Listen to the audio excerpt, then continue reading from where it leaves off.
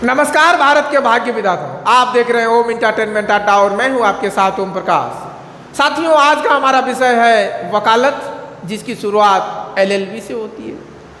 तो ये वकालत का जो कोर्स है, नंबर 1 +2 के बाद 5 साल का कोर्स होता है, नंबर 2 ग्रेजुएशन के बाद 3 साल का कोर्स होता है। तो साथियों, ये वकालत किसके लिए है?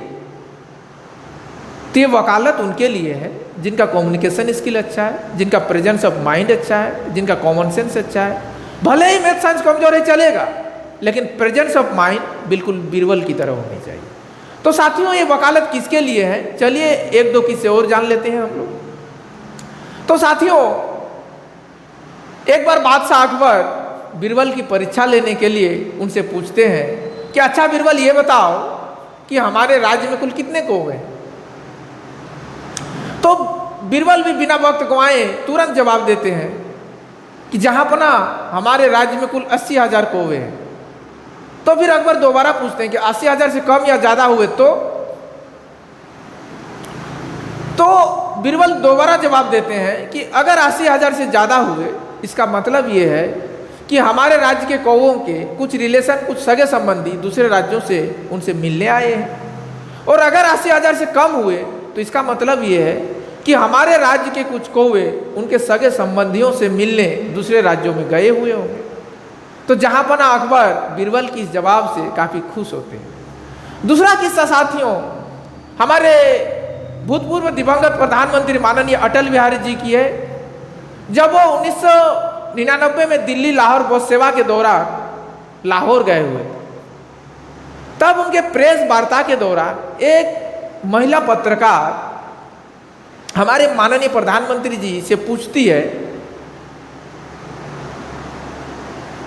कि माननीय प्रधानमंत्री महोदय, मैं आपसे शादी करना चाहती हूं, मगर एक शर्त है। तो हमारे प्रधानमंत्री महोदय जवाब दे, बोलिए क्या शर्त है? बोले मुझे मुंह दिखाई में कश्मीर चाहिए। तो बोले मुझे शर्त कबूल है,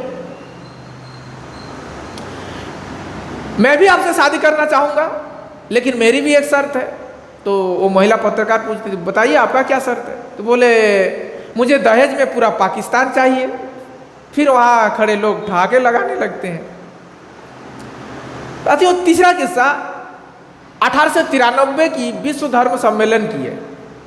जब हमारे स्वामी विवेकानंद जी भारत का प्रतिनिधित्व करने गए थे शिकागो, अमेरिका, तब उनके तेजस्वी ओजस्वी भाषणों से प्रभावित होकर वहाँ की एक महिला उनसे शादी का प्रस्ताव देती है कि स्वामी जी, मैं आपसे शादी करना चाहती हूँ। तो स्वामी जी उनसे पूछते हैं कि क्यों शादी करना चाहती हैं आप मुझसे? तो फिर वो महिला जवाब देती है कि आप काफ़ी बुद्धिमान हैं, आपका भाषण बहुत अच्छा लगा मुझे, मैं आपके जैसा एक बेटा चाहती हूँ, आपके जैसा बुद्धिमान। तो स्वामी जी उनको समझाते हैं कि इस बात की क्या गारंटी है कि बेटा मेरे जैसा ही बुद्धिमान ही होगा। तो मैं इसका एक पक्का उपाय बताता हूँ। तो बोले उपाय क्या है? आज से आप मेरी माँ हैं और मैं आपका पुत्र हूँ। आपको एक बुद्धिमान और तेजस्वी ओजस्वी बोलने वाला एक बेटा मिल जाएगा और मुझे एक माँ मिल जाएगी। तो फिर वो महिला लज्जित हो जाती है और फिर हमारे स्वामी जी को नमस्कार करती है। तो चलिए दोस्तों, ये कुछ किस्से हुए। आगे हम लोग एलएलबी और वकालत के बारे में देखेंगे कि भारत में क्या क्या, कौन कौन सा कॉलेज में ये कोर्स कराया जाता है, कहाँ कितना फीस है, कहाँ कितने साल का कोर्स कराया जाता है। तो नंबर 1 सबसे जो आता है नंबर 1 में, वो है क्लेट का। क्लेट के माध्यम से +2 के बाद होता है ये, और ये 5 साल का एलएलबी कोर्स के लिए ये एंट्रेंस एग्जाम होता है। क्लेट के माध्यम से भारत के 26 नेशनल लॉ यूनिवर्सिटी में एडमिशन मिलता है। लगभग सीट जो है 4,000 है यूजी लेवल के लिए, अर्थात एलएलबी करने के लिए, और पीजी अर्थात एलएलएम करने के लिए लगभग 1,600 सीट है।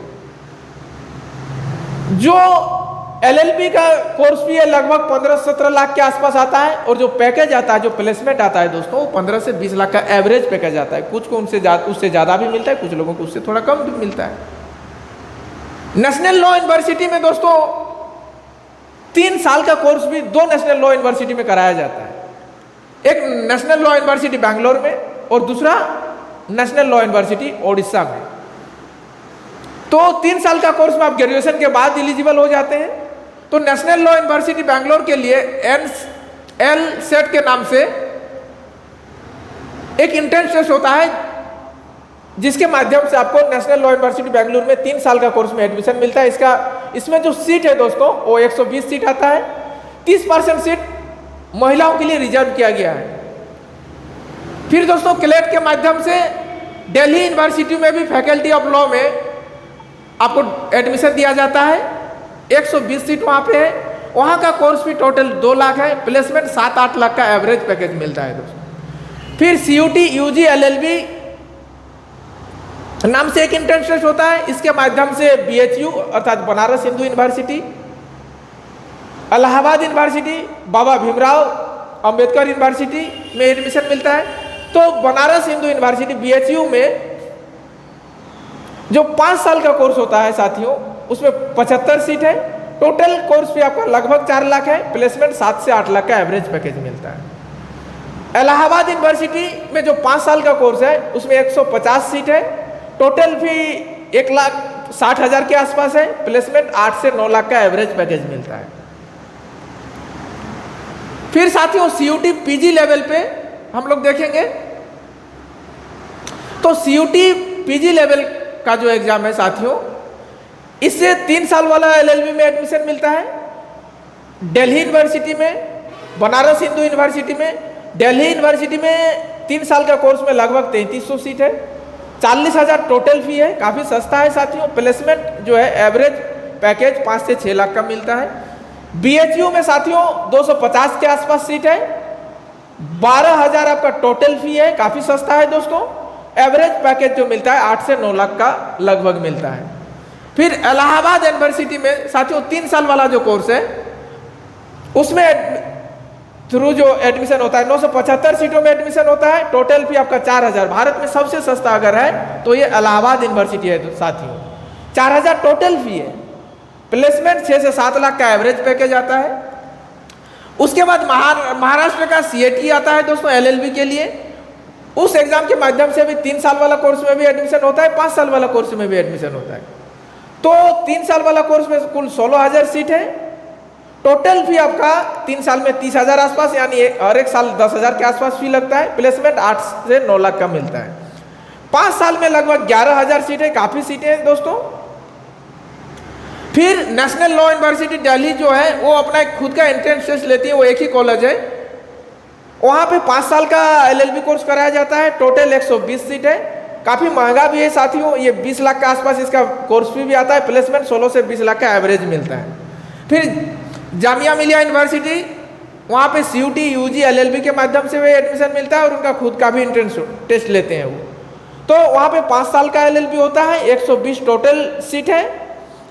1 लाख वहाँ का टोटल फी है। प्लेसमेंट 8 से 10 लाख। ये भी काफ़ी सस्ता है दोस्तों। फिर सिम्बोसिस, ये प्राइवेट लॉ स्कूल है दोस्तों। यहाँ पे 3 साल और 5 साल दोनों में एडमिशन मिलता है। तो 5 साल में SLET नाम से आपका एडमिशन टेस्ट होता है। उसमें आपका 1200 जो है टोटल सीट आता है। ये भी थोड़ा महंगा है दोस्तों। 5 साल में 25 लाख के आसपास कोर्स फी आपको लगता है। 13 लाख के आसपास आपको एवरेज पैकेज मिलता है। 3 साल का कोर्स जो है AIAT के नाम से एंट्रेंस टेस्ट होता है, जिसमें 60 सीट है। 12 लाख के आसपास आपका टोटल फी है। एवरेज पैकेज भी आपका वो 12 लाख के आसपास है दोस्तों। फिर ये अलीगढ़ मुस्लिम यूनिवर्सिटी दोस्तों, इनका खुद का एक एंट्रेंस टेस्ट होता है। यहाँ पे 5 साल का LLB होता है। 240 सीटें हैं। ये भी काफ़ी सस्ता ही है दोस्तों। टोटल फी आपका 80,000 है। प्लेसमेंट 13 लाख के आसपास मिलता है एवरेज पैकेज। साथियों इसमें कुछ एग्जाम जो है इंग्लिश मीडियम, जैसे क्लेट आपका सिर्फ और सिर्फ इंग्लिश मीडियम में कंडक्ट किया जाता है। CUT LLB UG का जो एग्जाम है हिंदी इंग्लिश दोनों में कंडक्ट किया जाता है। CUT का PG LLB एग्जाम भी हिंदी और इंग्लिश दोनों मीडियम में कंडक्ट किया जाता है। इलाहाबाद यूनिवर्सिटी का जो एंट्रेंस टेस्ट होता है दोस्तों, वो भी इंग्लिश और हिंदी दोनों लैंग्वेज में कंडक्ट किया जाता है। महाराष्ट्र का जो दोस्तों एंट्रेंस टेस्ट है वो महाराष्ट्र वाला वो इंग्लिश और मराठा में कंडक्ट किया जाता है। नेशनल लॉ यूनिवर्सिटी का जो एंट्रेंस टेस्ट है AILET, ये सिर्फ और सिर्फ इंग्लिश मीडियम में कंडक्ट किया जाता है। जामिया मिलिया का जो एंट्रेंस टेस्ट होता है या CUT UG से भी लोग लेते हैं, तो यहाँ हिंदी में भी कंडक्ट किया जाता है एग्जाम। सिम्बोसिस का जो एंट्रेंस टेस्ट होता है दोस्तों, ये इंग्लिश मीडियम में कंडक्ट किया जाता है। और ये भी अलीगढ़ मुस्लिम यूनिवर्सिटी हिंदी और इंग्लिश दोनों में कंडक्ट किया जाता है। अब साथियों हम लोग देखते हैं क्लेट के सिलेबस के बारे में, क्योंकि सबसे लोकप्रिय एग्जाम जो है एलएलबी के लिए वो क्लेट का एग्जाम है साथियों। क्लेट में 5 सेक्शन होता है। इंग्लिश लैंग्वेज का 22 से 26 क्वेश्चन पूछा जाता है। करंट अफेयर्स जीके जीएस से 28 से 32 क्वेश्चन पूछा जाता है।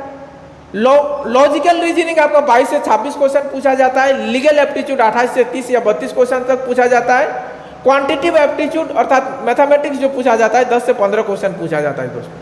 टोटल 120 क्वेश्चन पूछा जाता है। एमसीक्यूज लेवल होता है, मल्टीपल चॉइस क्वेश्चन पूछा जाता है। टाइम 2 घंटा दिया जाता है। एक क्वेश्चन पे 1 नंबर दिया जाता है और नेगेटिव मार्किंग 0.25 है दोस्तों। अब इसकी तैयारी के लिए अगर देखें दोस्तों तो जीके जीएस या करंट अफेयर्स के लिए आप लूसेंट पढ़ सकते हैं। जीके जीएस के लिए लॉजिकल और लीगल रीजनिंग के लिए आप एम के पांडे अपना बेसिक फाउंडेशन मजबूत करने के लिए पढ़ सकते हैं। और क्वेश्चन का पैटर्न देखने के लिए आप जीमेट क्लब का भी क्वेश्चन पेपर देख सकते हैं। जीमेट क्लब में आप फ्री में पढ़ सकते हैं गूगल के माध्यम से या एप्स डाउनलोड करके। उसमें 3 टाइप के क्वेश्चन है दोस्तों, क्योंकि अभी जो क्लेट का एग्जाम होता है 2020 से ही पूरी तरह से पैसेज बेस्ड क्वेश्चन पूछा जाता है। ऑनलाइनर क्वेश्चन अब नहीं पूछा जाता है। एक पैसेज दिया जाता है और पैसेज से ही 4-5 क्वेश्चन पूछा जाता है। हर एक पैसेज में 5-6 क्वेश्चन पूछा जाता है। तो जीमेट काफी हेल्पफुल है दोस्तों। तो जीमेट में 3 लेवल का क्वेश्चन रहता है, इजी, मीडियम और हार्ड। तो 2 लेवल का जो पैसेज है वो आपका क्लेट के लिए यूजफुल है, लाभदायक है, इजी और मीडियम लेवल। तो सबसे पहले आप क्या करें, इजी लेवल को टारगेट करें। 200-400 पैसेज इजी वाला पढ़ें, उसके बाद मीडियम लेवल का भी 200-500 पैसेज पढ़ें, तो आपका तैयारी मुकम्मल हो जाएगा दोस्तों, लगभग। फिर साथियों इसके संभावित कटऑफ की अगर बात करें, कम से कम जो है कितना होने से आपको नेशनल लॉ यूनिवर्सिटी मिल सकता है। तो जनरल के लिए 120 में से 75 से 80, ओबीसी के लिए 65 से 70, एससी के लिए 55 से 60 नंबर, एसटी के लिए 45 से 50 नंबर चाहिए दोस्तों। ये कम से कम है। इससे कम में तो फिर आप नहीं मान के चलिए कि आपको नेशनल लॉ यूनिवर्सिटी नहीं मिलेगा फिर।